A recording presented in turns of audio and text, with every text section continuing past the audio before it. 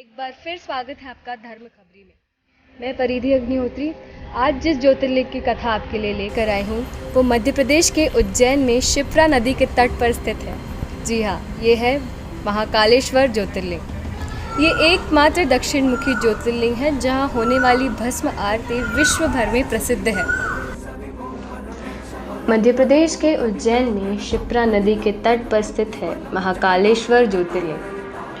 ये एकमात्र दक्षिण मुखी ज्योतिर्लिंग है जहाँ रोजाना होने वाली भस्म आरती विश्व भर में प्रसिद्ध है। यह मध्य प्रदेश राज्य के उज्जैन नगर में स्थित महाकालेश्वर भगवान का प्रमुख मंदिर है। पुराणों, महाभारत और कालिदास जैसे महाकवियों की रचनाओं में इस मंदिर का मनोहर वर्णन मिलता है। स्वयंभू, भव्य और दक्षिण मुखी होने के कारण महाकालेश्वर महादेव की अत्यंत पुण्यदायी महत्ता है। इसके दर्शन मात्र से ही मोक्ष की प्राप्ति हो जाती है, ऐसी मान्यता है। महाकवि कालिदास ने मेघदूत में उज्जैनी की चर्चा करते हुए इस मंदिर की प्रशंसा की है। प्रतिवर्ष और सिंहस्थ के पूर्व इस मंदिर को सुसज्जित किया जाता है।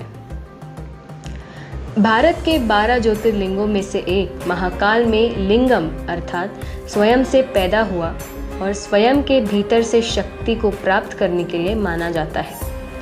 अन्य छवियों और लिंगों के खिलाफ जो औपचारिक रूप से स्थापित है और मंत्र के साथ निवेश किए जाते हैं शक्ति।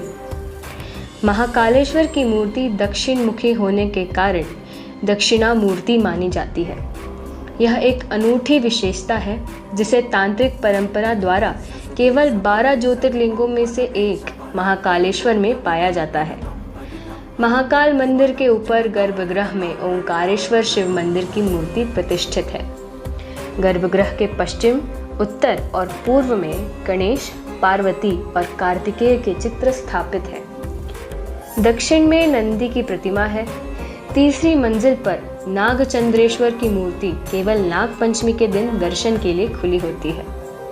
महाशिवरात्रि के दिन मंदिर के पास एक विशाल मेला लगता है और रात में पूजा होती है। आज जो महाकालेश्वर का विश्व प्रसिद्ध मंदिर विद्यमान है, यह राणोजी शिंदे शासन की देन है। यह 3 खंडों में विभक्त है। निचले खंड में महाकालेश्वर, बीच के खंड में ओंकारेश्वर तथा सर्वोच्च खंड में नागचंद्रेश्वर के शिवलिंग प्रतिष्ठित हैं। नागचंद्रेश्वर के दर्शन केवल नाग पंचमी को ही होते हैं। मंदिर के परिसर में जो विशाल कुंड है वहीं पावन कोटि तीर्थ है।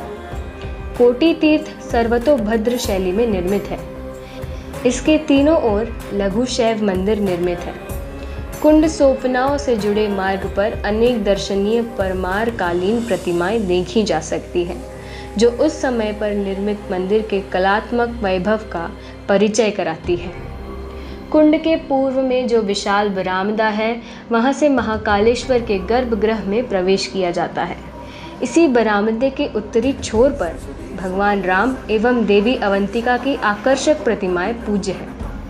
मंदिर एक परकोटे के भीतर स्थित है।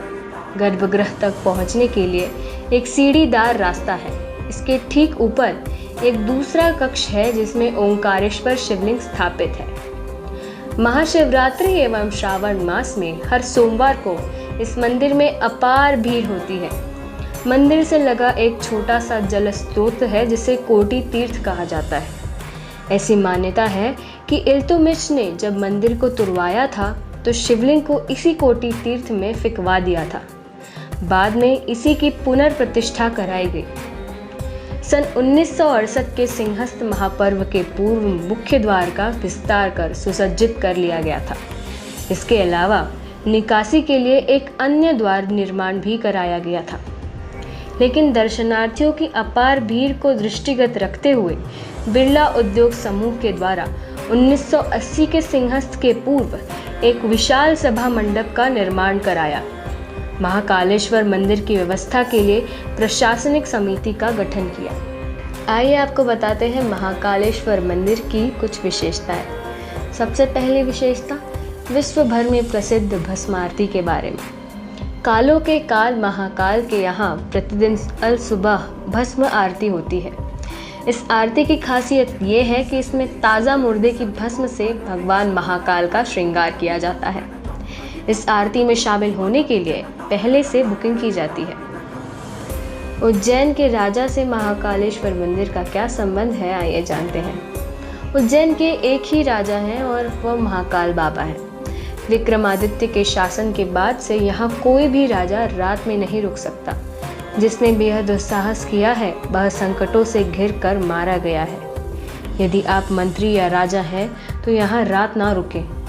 वर्तमान में भी कोई भी राजा, मुख्यमंत्री, प्रधानमंत्री आदि यहाँ रात नहीं रुक सकता। महाकाल की सवारी। उज्जैन के राजा महाकाल बाबा श्रावण मास में प्रति सोमवार नगर भ्रमण करते हैं और अपनी प्रजा को देखते हैं।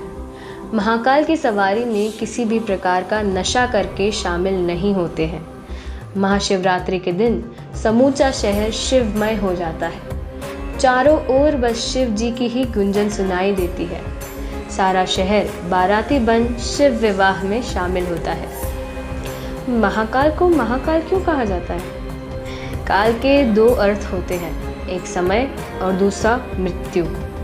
महाकाल को महाकाल इसीलिए कहा जाता है कि प्राचीन समय में यहीं से संपूर्ण विश्व का मानक समय निर्धारित होता था।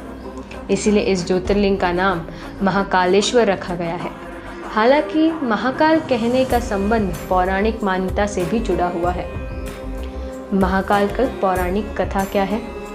पौराणिक कथा के अनुसार इस शिवलिंग की स्थापना राजा चंद्रसेन और गोप बालक रूप की कथा से जुड़ी है। कथा से हनुमान जी का संबंध भी जुड़ा हुआ है।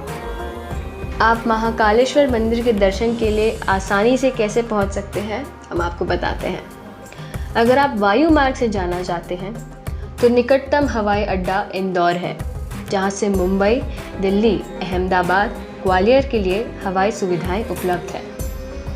अगर आप रेल मार्ग से जाना चाहते हैं तो अहमदाबाद, राजकोट, मुंबई, फैज़ाबाद, लखनऊ, देहरादून, दिल्ली, बनारस, कोचिन, चेन्नई, बेंगलोर, हैदराबाद, जयपुर, हावड़ा आदि से सीधे रेल मार्ग से जुड़ा है।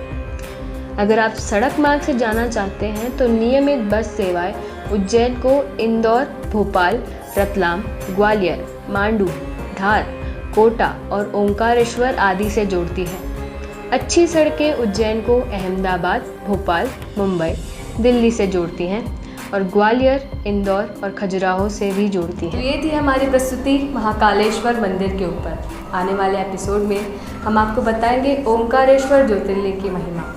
आपको कैसी लगी हमारी ये वीडियो बताइए हमारे कमेंट सेक्शन पे, और इस वीडियो को लाइक करना और हमारे चैनल को सब्सक्राइब करना ना भूलें और देखते रहिए धर्म खबरें। नमस्कार।